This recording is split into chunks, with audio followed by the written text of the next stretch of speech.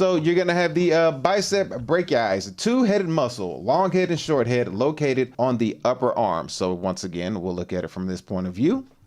And what it has, you have the long head, which is the supraglenoid tubercle of the scapula above the glenoid cavity. Short head, coracoid process of the scapula. Those are the point of origin. So the point of origin for the long head is the supraglenoid tubercle of the scapula above the glenoid cavity.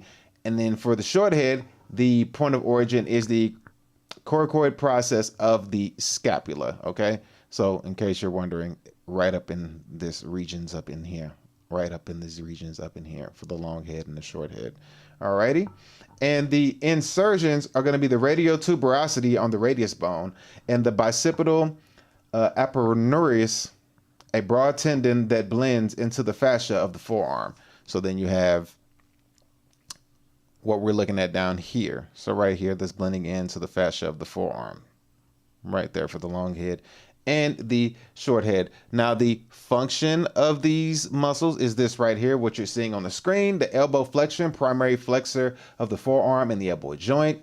Supination, rotation, or rotates the forearm to turn the palm upward when turning a doorknob. So, you know, turning a doorknob, if you understand that. And then the shoulder flexion assists in raising the arm at the shoulder, primarily the long head due to its attachment at the scapula. Yes.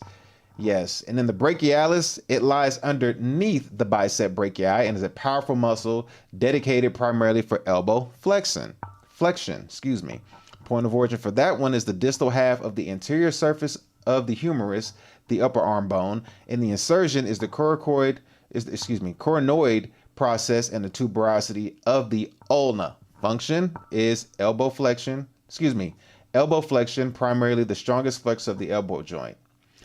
Active regardless of the forearm position, supinates or pronates. So supination, pronation.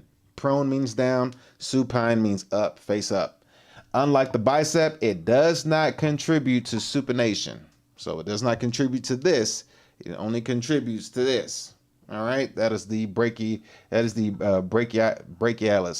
Alrighty. Now the key differences between these two, between the bicep brachii is a multiple joint muscle. It affects both the elbow and the shoulder. And it plays a role in supination, while the brachialis is a single joint muscle, focuses solely on elbow flexion. The brachialis is often considered the workhorse of elbow flexion because it's active in all forearm positions, whereas the biceps is more effective when the forearm is supinated.